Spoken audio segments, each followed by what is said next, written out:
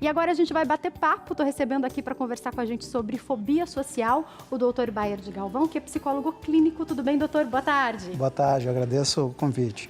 Doutor, quando a gente fala a respeito de fobia social, a gente está falando exatamente sobre o quê? Pois é, a gente pode diferenciar dois aspectos fundamentais. Um é o que seria medo e o que seria fobia. O medo contribui com a vida. Ter medo de fazer bobagem em público, ter medo do que eventualmente as pessoas podem falar de ruim a teu respeito, tudo bem. Fobia é quando o medo te impede de viver bem. Então, uma fobia de falar em público, uma fobia social, muitas vezes vai te impedir de sair de casa, que pode gerar outros problemas, sejam financeiros, demissão, depressão, uma série de diferentes dificuldades. Em última análise, fobia social acaba sendo 3 componentes que costumam vir juntos. Uma preocupação exacerbada com a opinião dos outros. 2, uma baixa autoestima. E 3, geralmente a fobia social ela vem acompanhada de um trauma, alguma situação vexatória em público. Pode ter sido quando criança, quando adolescente, já vi gente desenvolvendo fobia social na idade adulta. Então, a fobia social, em última análise, acaba sendo esse medo intenso do que os outros podem pensar de ruim sobre a pessoa. Doutor, eu fico imaginando, eu quero, lógico, já repercutir um pouco o momento que a gente vive, perguntar se pode ter alguma coisa a ver com o trauma que a gente está vivendo agora, para a retomada, para o nosso novo normal, mas de qualquer maneira, ainda para entender sobre a fobia de um modo geral, o cuidado que a gente tem que ter com as nossas crianças, quando elas vão fazer uma apresentação, às vezes da escola, às vezes ali muito pequenos, às vezes começando ali a fazer os seminários da escola, é aquela criança às vezes é um pouco mais tímida. Às vezes, algumas pessoas pensam que colocando essa criança de frente com a vergonha, com aquilo que aconteceu, sendo mais grosso ou mais bruto, vai ajudar. Isso pode atrapalhar muito, né, doutor? Definitivamente. A ideia básica é que muitas vezes a nossa expectativa é o que gera o trauma. Então, digamos, alguém que diga o seguinte: eu vou fazer uma apresentação, eu preciso ser perfeito, todos precisam gostar da minha fala, todos precisam gostar da minha postura, todos vão me aplaudir. Quando tu tens uma expectativa tão alta, isso te gera uma ansiedade brutal. Ao te gerar essa ansiedade, a possibilidade de ter um branco, a possibilidade de, obviamente, cometer algum erro vai aumentar muito. E aí vai contextualizar o trauma que eventualmente vai se transformar na fobia social mais tarde. E, doutor, de onde pode vir a baixa autoestima? Tem a ver também com toda a vida da pessoa desde a infância? Ou pode acontecer alguma coisa ou alguns acontecimentos que começam a mexer na autoestima de alguém que não tinha problemas antes? Ótimo. A ideia básica é que a gente precisa dividir a autoestima em áreas. Nós temos o costume de pensar, aquela pessoa tem uma boa autoestima, uma baixa autoestima. Não ajuda muito, ok fazer dessa forma. Mas é melhor dividir por áreas. Autoestima no campo profissional, autoestima no campo da estética, autoestima no campo do conhecimento, da inteligência, da simpatia. Então, primeiro, em qual área? Porque muitas vezes eu atendo pacientes que dizem, eu tenho uma baixa autoestima, e eu vejo claramente que a pessoa sabe que é bonita, que a pessoa sabe que é inteligente, mas o problema é outro. Ela quer saber por que não dá certo os relacionamentos. O que ela teria de errado? Quando que a gente pode começar a ter dificuldades nessas áreas? Bom, como tu disseste, pode começar quando criança, ouvindo críticas exageradas do estilo: você nunca vai ser alguém, você é chata, você é feia, você não escuta. Então isso tudo pode piorar a autoestima. Tu pode ter na adolescência, inclusive com relacionamentos de amigas, bullying muitas vezes vai pegar nisso. Então ela podia ter uma boa autoestima até os 15. Aos 15 começa a passar por um bullying e agora ela desenvolve um problema nesse sentido. E até mais tarde, eu já vi pessoas que tinham uma boa autoestima, começam um relacionamento e muitas vezes um relacionamento infelizmente abusivo, com excesso de críticas, e aquela pessoa que tinha uma autoestima sólida nos diferentes campos, começa a mostrar dificuldades que antes não possuía. E, doutor, o quanto isso pode afetar em todas as áreas da vida? E por que eu te pergunto isso? Vamos imaginar uma pessoa que está trabalhando, uma mulher que está trabalhando, ela fala, olha, aqui nessa minha área de atuação eu sou excelente. Aí ela se torna mãe, começa a achar que é uma péssima mãe, começa a ter um problema ali, naquela situação específica. Isso pode começar a afetar os outros relacionamentos e até o trabalho, no qual ela achava que dominava super bem? Dei esse exemplo, mas podia, enfim, pegar qualquer outra área, né? Sem a menor dúvida.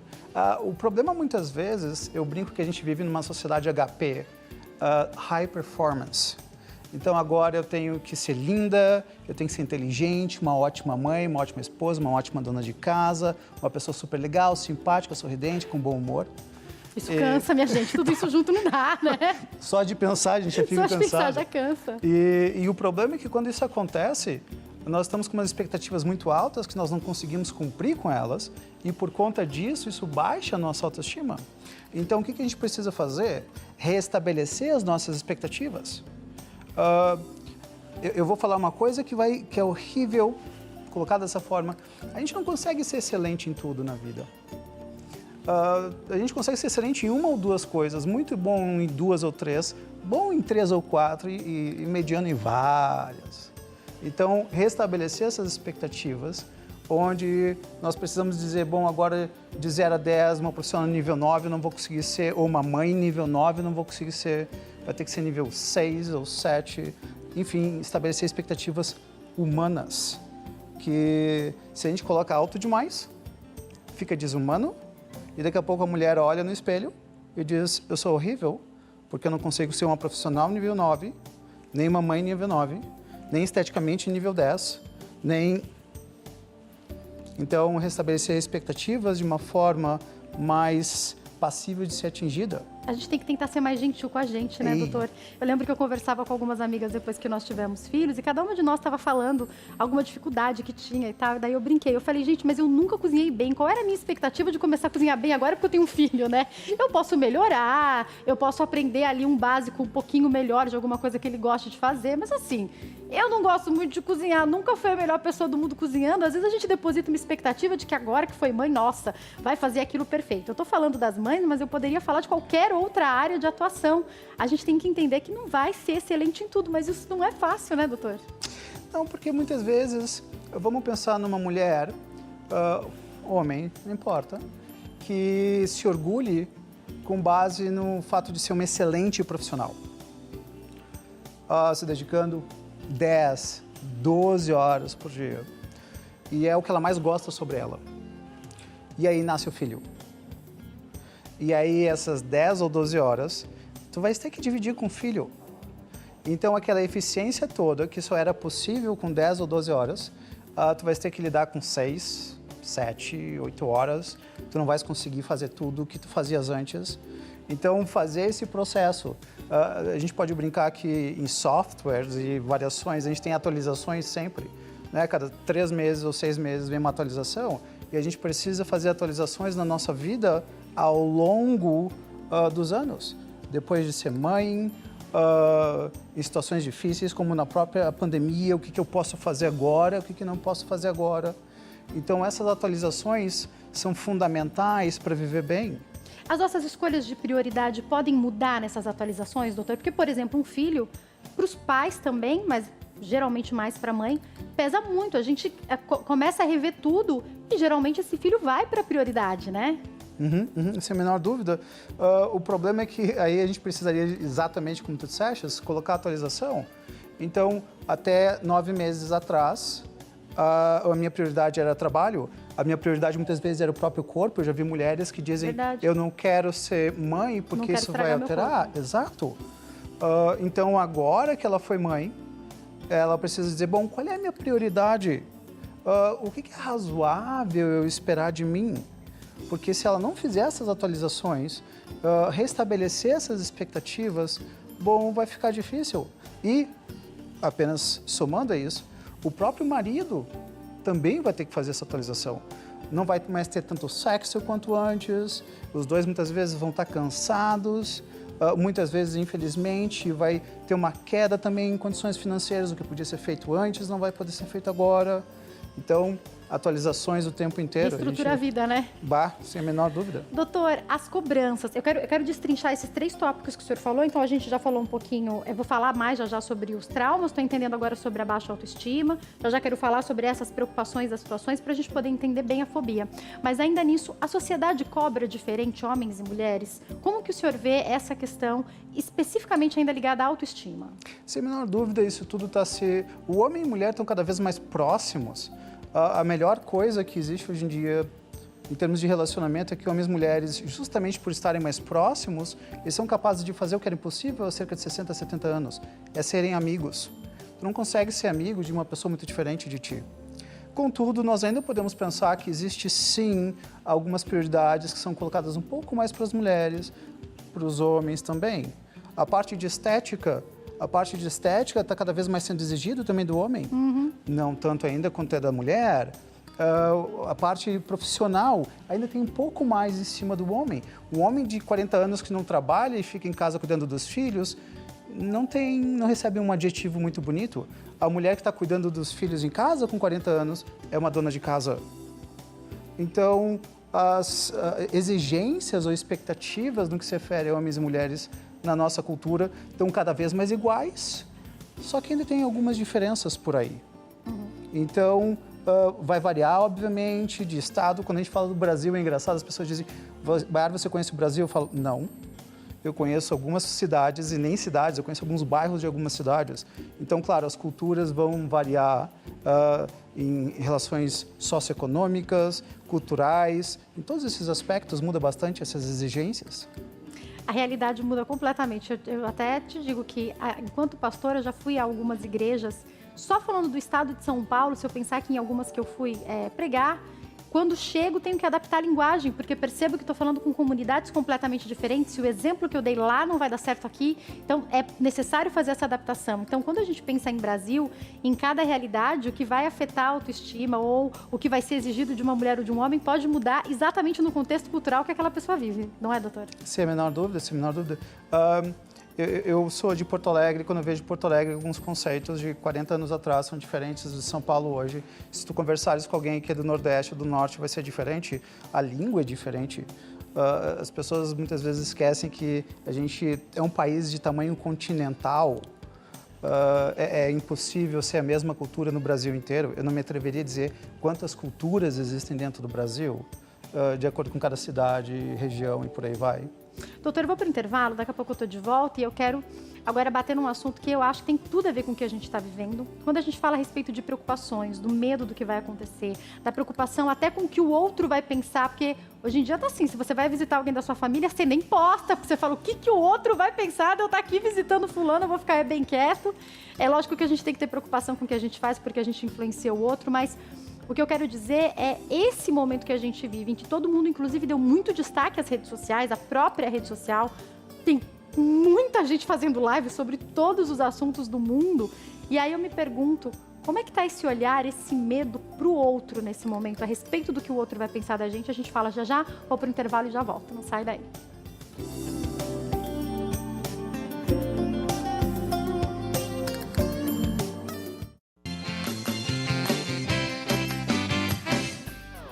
Nosso programa está de volta, já recebemos várias mensagens de vocês. Deixa eu mandar um abraço especial para o Leandro Freitas, que é de Porto Alegre, está sempre ligadinho no nosso programa. Todos os dias ele participa e hoje ele faz aniversário. Leandro, parabéns, Deus te abençoe, muitos anos de vida. Eu e a nossa equipe ficamos muito felizes com a sua participação diária aqui. Você nos ajuda a fazer esse programa, viu? Deus te abençoe.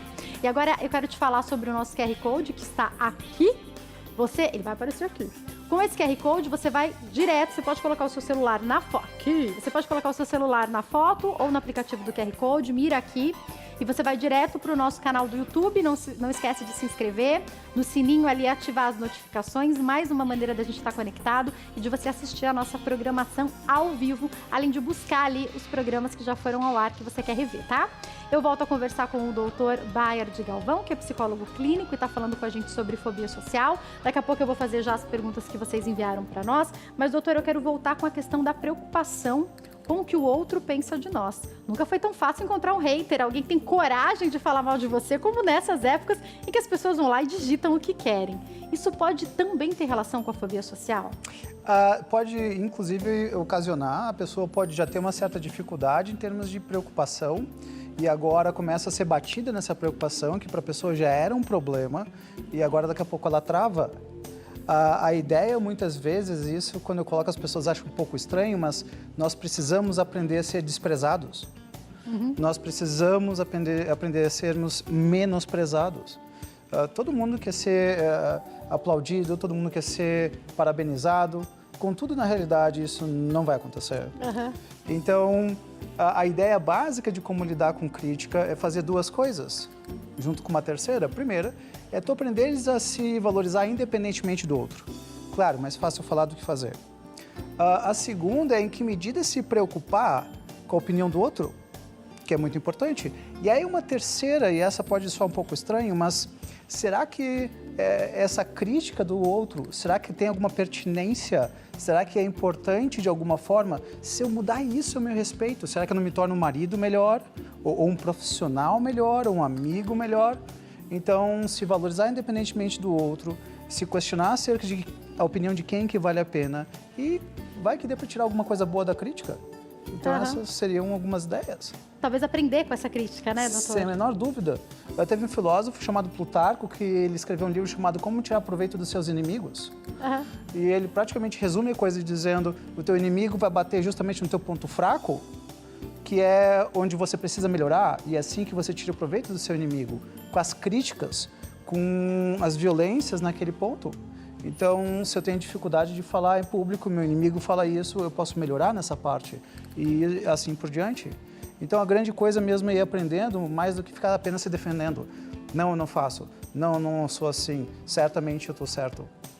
Nem sempre a gente está certo, né? Aí, definitivamente. E aí, doutor, eu queria entender um pouco o nosso funcionamento, porque muitas vezes, eu vou dar de novo o exemplo da rede social, mas isso pode ser na vida pessoal, não na vida digital, né? Mas às vezes eu vou lá ver os comentários e eu tenho 30 pessoas falando assim, ó, hoje a maquiagem estava linda, por exemplo. Aí tem uma pessoa que fala, não gostei da maquiagem, estou dando um exemplo, estou falando que isso aconteceu de fato. Aí eu já pego aquela uma pessoa que fala que não gostou da maquiagem, eu fico, gente, mas uma pessoa não gostou da maquiagem, mas eu li 30 pessoas falando que gostaram. Por que a gente muitas vezes se apega justamente a essa crítica que daí quando você para e olha e fala, mas não tem sentido, eu gostei, tô dando um exemplo, tá? Não tô falando que isso aconteceu, mas já aconteceram outros tipos de críticas. Eu falo, não, mas eu gostei da maquiagem, as outras pessoas gostaram, então tá tudo bem. Mas ainda assim aquilo parece que bate na gente. Por que a gente reage assim, doutor? Eu diria que tem dois grandes aspectos que explicariam isso. Um é genético. Embora eu nunca tenha visto pesquisas nesse sentido, para mim é bastante claro que a nossa mente, o nosso cérebro, ele foi mais feito para focar nas dores do que nos prazeres. A dor é fundamental para viver, os prazeres nem tanto. O prazer é fundamental para viver bem, mas não para viver. Então, geneticamente a gente tem esse problema, eu vou focar naquilo que me dói. Então, 30 elogios, uma crítica, eu vou focar na crítica. Então, esse é um problema que a gente tem literalmente que desenvolver um hábito de fazer exatamente o que tu fizeste. Bom, deixa eu balancear em que medida foi razoável, mas eu gostei, a outra pessoa eventualmente não gostou. Então, balancear e fazer literalmente um braço de ferro com a genética. A outra é que nós vivemos numa sociedade em que se uma pessoa disser, pessoal, me desculpa, eu errei, ela é aplaudida. Se ela disser, pessoal, eu mandei super bem, ela é arrogante. Então, a nossa sociedade valoriza mais... Dificuldade de elogiar as pessoas, né? Ferro, é difícil. Mas é isso, de uma maneira geral, a gente tem uma sociedade que valoriza mais a dor mesmo, que valoriza mais focar no negativo, e tem diferentes razões para isso, mas certamente uma coisa é aprendizagem, quer dizer, o filho chega para a mãe, está aqui meu 8, a mãe olha e diz, cadê os outros 2? Chega para o pai e diz, aqui está meu 10, nada mais que a sua obrigação. Péssimo, né? Horrível, mas é o que definitivamente acaba levando a pessoa só a focar no negativo. Que possamos ser pais diferentes. Doutor, vamos falar um pouco sobre o momento que a gente vive e a fobia social. Esse momento que a gente vive agora, muitas pessoas saíram do trabalho, saíram da vida normal e ficaram em casa confinadas. Algumas pessoas agora voltam ao trabalho e eu já vi muita gente chorando com medo de voltar, porque mais de 90 dias algumas pessoas ficaram em casa, já se acostumaram. E não vão voltar para a rotina que tinham antes, porque as coisas são completamente diferentes. A gente sai na rua de máscara, a gente vive com álcool gel, limpa a mão o tempo inteiro. Se você encostou a mão no rosto, você já fica um pouco desesperado. Isso pode trazer uma dificuldade nessa nova fase, nessa fase em que a gente volta para a sociedade no novo normal, doutor? Sem a menor dúvida. Eu vou brincar só com uma analogia antes, que facilita. Tem gente que chega para mim e diz, Baiara, eu tenho fobia de avião. E eu brinco, você vê um avião e sai correndo. A pessoa diz, não. Quando que você tem fobia de avião? Quando ele vai decolar. Qual o problema dele decolar? Ele cair. Qual o problema dele cair? Eu morrer. Então você tem fobia de avião ou de morrer? As pessoas muitas vezes assim, é a fobia de sair de casa. O que é que pode acontecer eu sair de casa? Bom, eu posso contrair o vírus. Se eu contrair o vírus, eu posso passar para alguém que eu amo, eu posso morrer. Então, por trás desses medos, muitas vezes existem outros medos. E que são esses medos que precisam ser trabalhados. Então, tem pessoas que, tudo bem, elas vão voltar ao trabalho, só que elas estão com medo. Por que acabou acontecendo na pandemia? Várias notícias, diferentes formas, dizendo basicamente o seguinte, o vírus está na sua porta, ele pode entrar a qualquer momento e você pode morrer. Vai entrar na sacolinha do mercado, não é isso que a gente está esperando? Perfeito. Nas suas frutas, tem que passar o álcool em gel nas suas frutas. E isso foi batendo justamente num ponto em que as pessoas muitas vezes nem sabiam que elas tinham, que é o medo, no caso, fobia da morte. E essa fobia da morte, ela não parou porque está acabando uma quarentena horizontal, começando vagarosamente uma vertical. E sim, infelizmente, as pessoas vão ter que aprender a lidar com isso, porque tem pessoas que não vão lidar com isso até o final da vida e, de repente, elas morrem. Mas tem pessoas que vão, ao longo da vida, presenciar a possibilidade de morte e aí vão começar a ter medo da morte, na realidade, fobia, que vai justamente disparar a síndrome do pânico, não querer sair de casa, ficar como tu disseste, né? Cadê o pano? Eu toquei naquele trinco, eu peguei nesse copo, né? Ok, cautela no nível legal, ótimo, mas onde é que está o limite do isso é saudável? A partir daqui já não é mais tão saudável. E é isso que cada um vai precisar decidir. Mas tem pessoas que vão precisar, sim, de terapia, de medicação, de auxílio da família, das religiões. As pessoas precisam muito de cuidado, principalmente essas que desenvolveram um quadro psiquiátrico e psicológico mais complexo. E, doutor, nesse momento, pensando nas situações gerais que a gente vive, que provavelmente já agravaram quem tinha alguma patologia, sim, ou quem não tinha um diagnóstico, que muitas vezes ficou com medo de sair de casa, não quis optar pela possibilidade de fazer de uma maneira online essa terapia e parou. Isso pode se agravar se não cuidado, doutor? Infelizmente, sim. As pessoas tiveram uma sobrecarga de todos os tipos. A pandemia, ela disparou alguns problemas. E vários desses problemas já existiam antes, mas apenas bateu mais forte. Então, tinham pessoas que já tinham fobia da morte, que agora, a hora que vem o vírus, eu posso ser o próximo. Tinha pessoas que tinham fobia de perder um ente querido, agora o meu pai pode morrer, a minha mãe pode morrer, já bateu em duas. Agora vem a possibilidade de não, agora eu posso, que eu que moro com a minha avó de 90 anos, a minha avó, ela vai fazer 95 em agosto e eu penso em vê-la, eu acho que eu vou estar provavelmente a uma distância de uns 10 metros, dizendo, vó, como é que estão as coisas? Então, o medo de passar adiante, Ontem o senhor falou, depois de 3 meses, nós fomos visitar a minha família, né? Minha mãe, meu pai, minhas avós. Estão todos em quarentena na casa da minha mãe. Deus abençoe a minha mãe, é muita gente. E aí, então ela separou um pouco de gente em cima, um pouco de gente na suíte de baixo. Ela fez lá uma organização, ainda bem que a casa é grande. E eu fui ver a minha avó. Então, ela de máscara, eu com meu filho no colo, para ele não correr até ela, dando aquele tchau, morrendo de vontade de um abraço, mas pensando que eu posso ser uma pessoa assintomática, então eu não posso me aproximar dela nesse momento. Então, até para a cabeça da gente é um momento difícil, não é, doutor? Aproveitando isso que o senhor também citou. Claro. Inclusive para pessoas mais velhas, que por alguma razão elas estão em casa, é muito perigoso essa parte também. Eu já vi senhores que têm mais de 80 anos, que não saem de casa 90 dias. Sozinhos, né? Morando sozinhos. Sozinhos, muitas vezes. E aí eu tenho algumas parcerias que vamos propor a ideia de sai com roupa de astronauta, fica dentro do carro, dá uma volta, não toca em nada e volta para casa.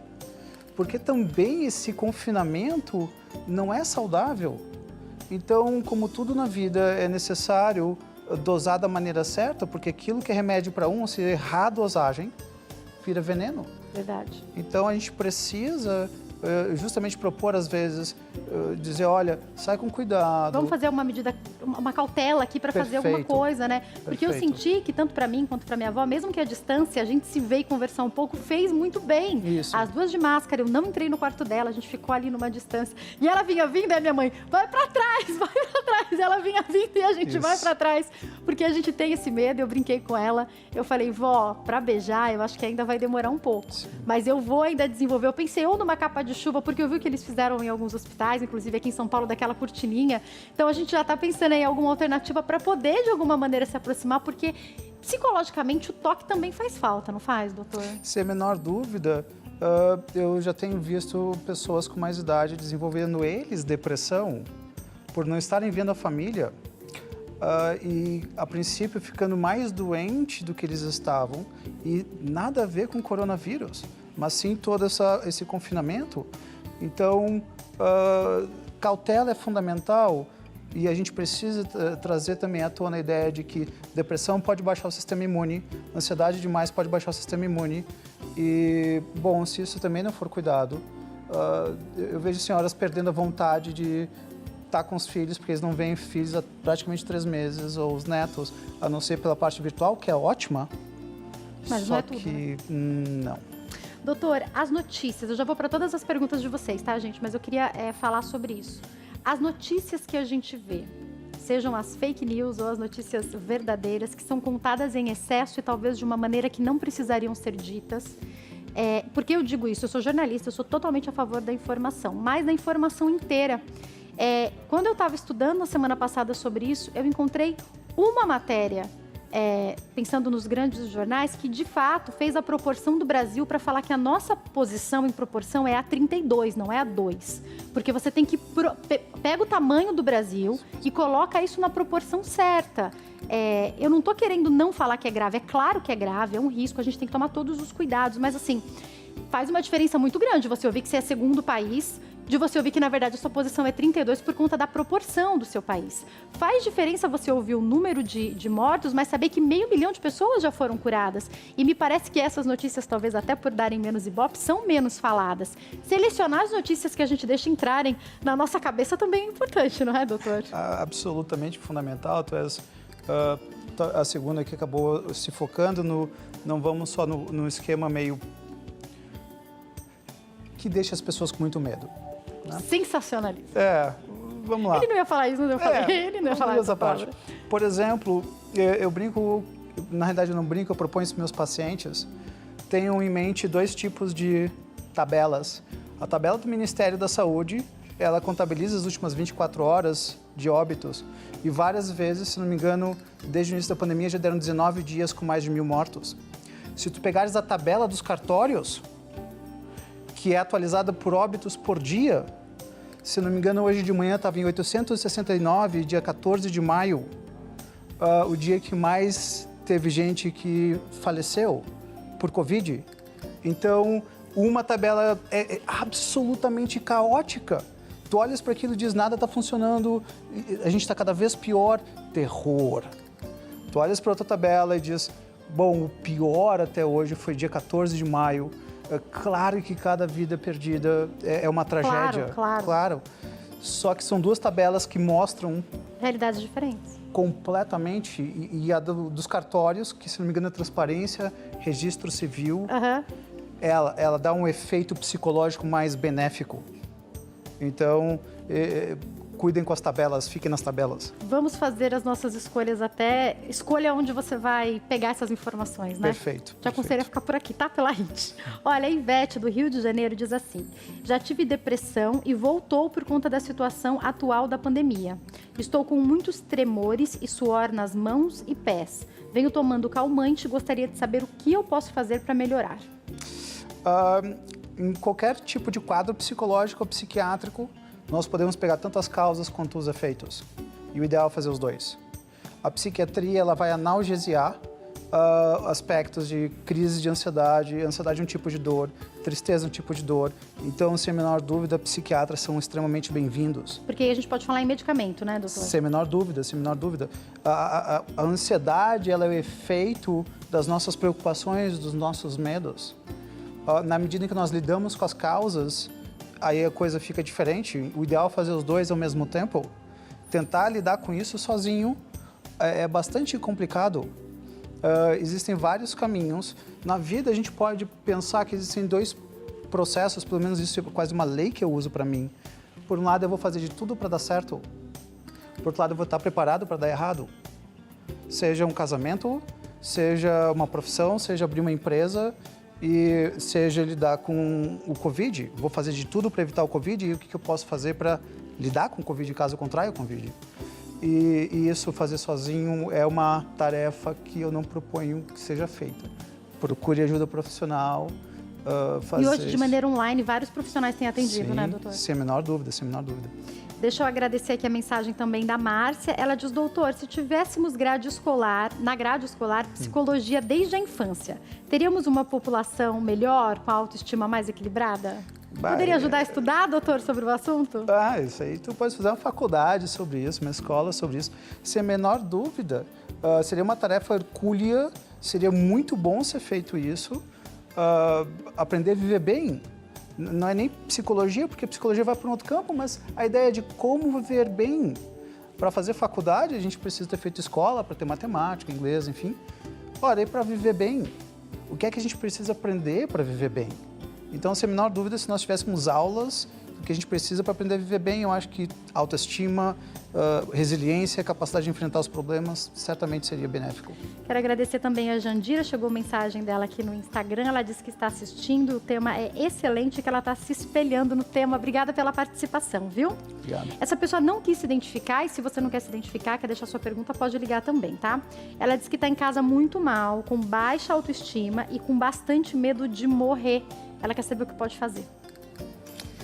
Olha, agradeço a participação e eu vou falar duas partes. Uma vai ser talvez mais tranquila e a outra eu vou pedir desculpas, mas Claro. é importante tocar nesse assunto. A gente faz de tudo para ser cauteloso. Como que a gente faz para viver mais, se alimentar melhor? Como é que a gente faz para ter mais qualidade de vida? Então esse é um ponto. E no outro ponto, a gente precisa lidar bem com a morte, aprender a lidar bem com a morte. Quando a gente aprende a morrer bem, a gente aceita essa possibilidade e a grande pergunta vai ser como viver bem até lá. Então, de novo uma tarefa muito complicada de fazer sozinho, mas aprender a lidar bem com a morte, com a própria de quem nós amamos, às vezes se faz fundamental nessa época de pandemia. Doutor, o senhor falou e me fez lembrar de várias mães que eu conheço que não tinham medo nenhum, por exemplo, de voar e depois que tiveram filhos passaram a ter esse medo. Que provavelmente, só para poder explicar melhor, isso acaba tendo uma total relação com, não só com o nosso medo da morte, mas com o medo de deixar o filho sem a mãe, ou sem o pai, sem a família, enfim. O que eu acredito que seja muito normal, porque várias mães já me falaram sobre isso, que iam em alguns brinquedos, quando iam a alguns parques e falam, não, agora eu não posso, porque vai que dá um problema, eu tenho um filho. Aprender a lidar bem, não só com a morte, mas o senhor citou algo importante, com o que a nossa morte poderia fazer para o outro e com perder pessoas. Isso não é fácil, né, doutor? Não, filósofos passaram a vida pensando em como lidar bem com a própria morte, com a morte de quem se ama, com a própria finitude. Então, é uma aprendizagem que demanda muito. E sem a menor dúvida, como tu disseste, isso em consultório é muito comum. Eu não tinha medo da morte, eu dirigia rápido, eu pulava daquela coisa com a corda, né? E não, agora que eu sou mãe, e se eu morrer, quem é que vai cuidar do meu filho? Bungee jump? Será que é esse o nome? Bungee jump, perfeito, obrigado. Então, muitas vezes vai ter, inclusive, eu já tive que propor isso para paciente, de dizer, ok, infelizmente eu não posso te afirmar que tu não vais falecer, então vamos pensar em como eventualmente deixar teu filho seguro dentro do que for possível com relação a essa possibilidade. Se planejar para qualquer situação que possa acontecer, né, doutor? Exato. Não quero pensar nisso. infelizmente, eu tenho que pensar nisso. E eu tenho que pensar sobre a possibilidade disso acontecer. E como eu faria dentro daquilo que me for possível, como que eu faria para lidar com isso, para facilitar a vida do meu filho depois. Eu falaria com uma amiga, eu falaria com o meu próprio marido, o pai das crianças, da criança. Eu falaria com a minha avó, com o meu avô, com quem eu falaria. E aí deixar praticamente já encaminhado, dentro do possível, algo para criança ou crianças serem cuidadas na eventualidade dessa tragédia. Doutor, fiquei pensando sobre algo que aconteceu. Eu estava dirigindo esses dias e uma pessoa veio desgovernada, eu estava sozinha no carro, a pessoa veio desgovernada assim para minha pista. Daí eu coloquei o carro, eu estava numa estradinha que tem um caminho que eu corto ali da minha casa. Eu moro próximo ao Pico do Jaraguá, então tem umas entradinhas ali que a gente faz numa estrada que tem só as duas mãos, né? Então é só um carro de cada lado. E essa pessoa era uma moça, eu lembro que eu vi muito. Ela se descontrolou, eu acho que ela estava no celular e ela veio na curva e ela veio e eu desviei. Eu não dava para eu parar, estava cheio de carro atrás. Aí eu desviei, vi todos os outros carros desviando e eu fiquei pensando. A gente tem que se cuidar com relação ao corona, claro. Mas a gente não pode descuidar das outras coisas, porque o mundo não parou, as situações não pararam, outros vírus não pararam, quem precisa trabalhar continua se expondo a outras coisas que já se expunha antes. Então, às vezes a gente foca tanto com medo de uma coisa, que a gente deixa de viver, deixa de ver quem a gente ama. E eu não estou falando para você ver os idosos, não é isso. Veja bem o que a gente está falando aqui, mas é aprender a equilibrar situações, não é, doutor? Porque ali eu falei, olha... Não aconteceu, graças a Deus. Poderia ter acontecido um acidente. Então, a gente às vezes foca tanto em uma coisa e esquece de que a gente tem que se preocupar com várias outras também, né? Pois é, sem a menor dúvida. As pessoas estão muito focadas nisso e nós poderíamos pensar, bom, quando que a pandemia vai acabar? Quem é que se atreveria a dizer isso hoje em dia? Não dá nem para começar a pensar nisso. Eu diria que é o contrário. É mais ou menos assim, como é que eu vou viver, independentemente da pandemia durar mais 3 meses, mais 6 meses, mais 1 ano. A pandemia, o vírus vai estar aí, o vírus não vai desaparecer em 6 meses. O que é importante é a gente aprender a viver com tudo isso. O casamento, tem pessoas que estão praticamente dizendo assim para mim, Bayar, quando acabar a pandemia, eu vou tomar as decisões importantes na vida. Eu olho e falo, tua vida vai ficar em stand-by por um tempo, tem certeza que tu vai desesperar, certo? Então tem coisas que a gente precisa ver. E sem a menor dúvida que se cuidar em diferentes aspectos, além, obviamente, do coronavírus. Esteja atento a tudo, viu? A tudo. Porque Deus não para de falar com a gente por conta desse momento, não. Exato. Deixa eu agradecer aqui ao Leandro, que parabenizou o programa, disse que está muito bom. Ele é de Bauru, em São Paulo. Obrigada pela participação, Leandro. Doutor, para finalizar, eu vou ler rapidamente 2 recados que chegaram aqui, que se interligam. Claro. Esse aqui é de uma pessoa que não quis se identificar.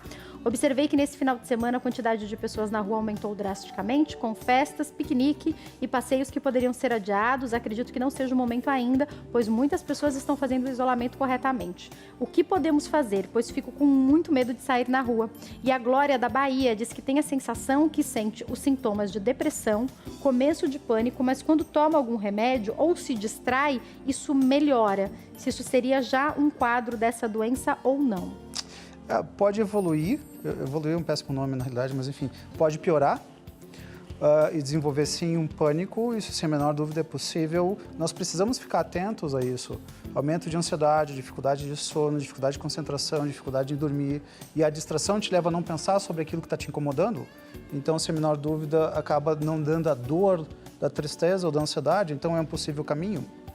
Com relação à saída e pessoas fazendo piqueniques, essa aí vai ser uma decisão sempre de cada um, e a pessoa que está com medo e não quer sair, ela tem a liberdade absoluta de dizer, eu não vou sair. E claro, não saia. Essa decisão... Tentar controlar o outro é a pior coisa, né, doutora? Eu percebi isso. Eu lembro que no começo eu achava algumas coisas absurdo, e daí eu falei, que você não tem nada a ver com a vida do outro, você não vai poder controlar o outro. Então, vai fazendo a sua parte, que senão a gente pira mesmo, não é, doutor? Exato. E a gente tem que levar em conta, o vírus não vai desaparecer do nada. Imagina uma pessoa que diz assim para ela, que é mais ou menos isso que tem algumas pessoas pensando sem perceber que estão pensando isso. Eu vou sair de casa o dia que tiver uma vacina, um remédio garantido. Nem para dor de cabeça tem remédio garantido. Tem gente que se dá super bem com um remédio, se dá mal com o outro. Então, um remédio vai funcionar para 100% do planeta. Complicado. Vacina, idem. Então, como fazer esse processo de eu vou viver com cautela e, infelizmente, por um lado, fazer de tudo para isso acontecer Mas se eu contrair o vírus, como é que eu lidaria com isso? Então, eu diria que a liberdade de ficar em casa, de sair de casa, é de cada um, aí é da decisão. Junto com as consequências, né? Sem a menor dúvida, sem a menor dúvida. Muito obrigada pela participação de todos. A Sônia, acho que é aqui do Instagram essa da Sônia também, né? Ela diz assim, tema muito importante, vamos aprender muito hoje. Sônia, obrigada, viu, pela audiência. Obrigado, Doutor, foi um Sônia. prazer te receber. Prazer todo Volte meu. mais vezes. Para quem quiser Claro. entrar em contato, o site www.hipnoterapia.com.br, certo? Obrigada, ótimo. doutor, e uma ótima Eu que tarde. agradeço. Boa Obrigada tarde. a você pelo carinho, pela audiência também. Eu vou pro break, daqui a pouquinho eu tô de volta, mas eu fico muito feliz com essa audiência de vocês, com os recados, com as mensagens, porque a gente prepara tudo mesmo com muito carinho, tá? Eu já volto.